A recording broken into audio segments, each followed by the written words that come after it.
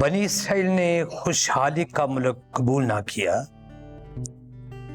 आज की पहली तिलावत अदद की किताब 13वां बाब 2 से 3 आयत, 26 से 14वां बाब उसकी पहली आयत और 26 से 29 और 34 से 35वीं आयत तक।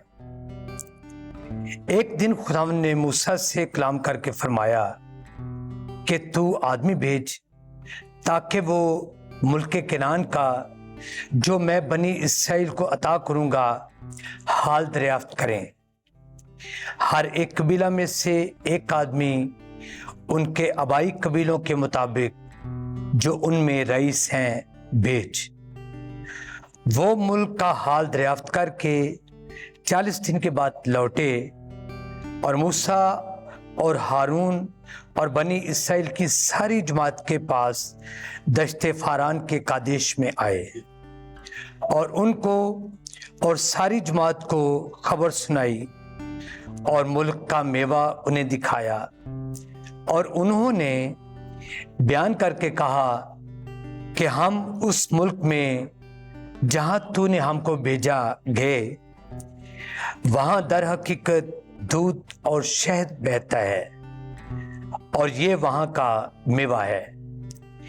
लेकिन वो लोग जो वहां पर बसते हैं जोरावर हैं और शहर फसीलदार और बहुत बड़े हैं। और वहां हमने बनी अनाक को भी देखा और अमालिकी नजबा में बसते हैं और हत्ती और यबूसी और अमूरी पहाड़ों पर रहते हैं और केनानी समंदर के साहिल और उर्दन के किनारे पर बसते हैं। और कालेब ने मूसा के सामने लोगों को चुप कराया और कहा कि हम चढ़ेंगे और मुल्क को ले लेंगे क्योंकि हमको उसके लेने की ताकत है।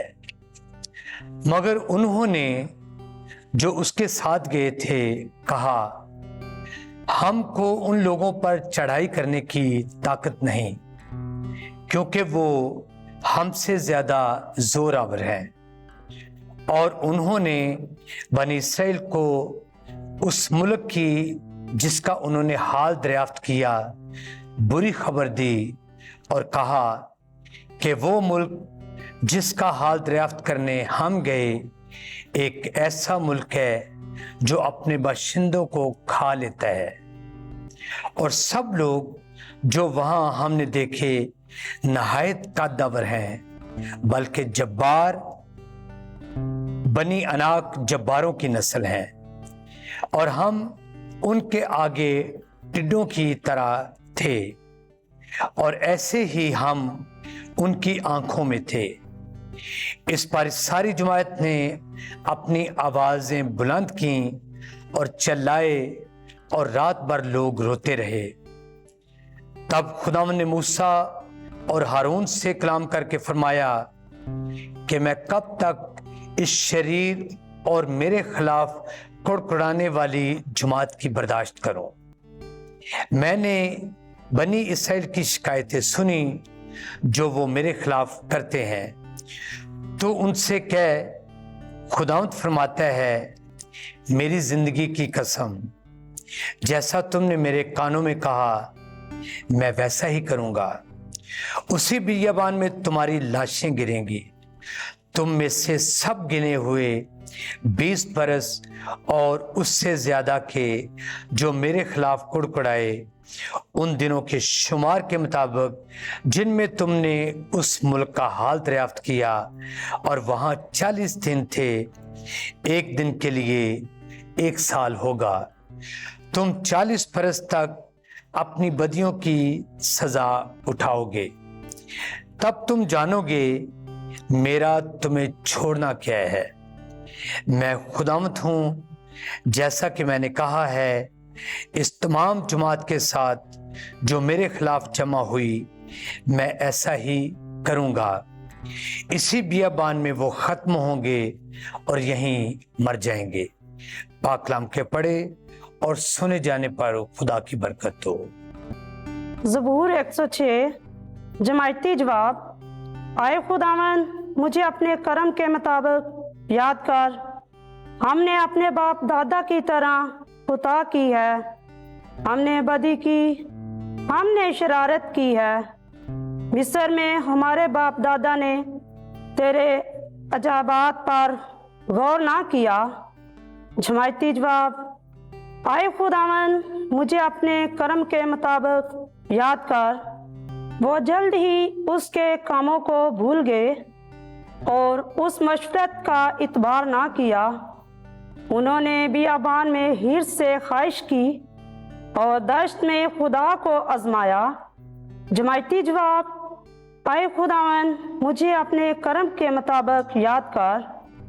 वो उस खुदा को भूल गए जिसने उनको बचाया था और जिसने मिस्र में मौजे किए थे, यानी गाम की सरजमीन में अजायबात और बहरे कुलज़म पर तहज्जुब अनगेज काम किए।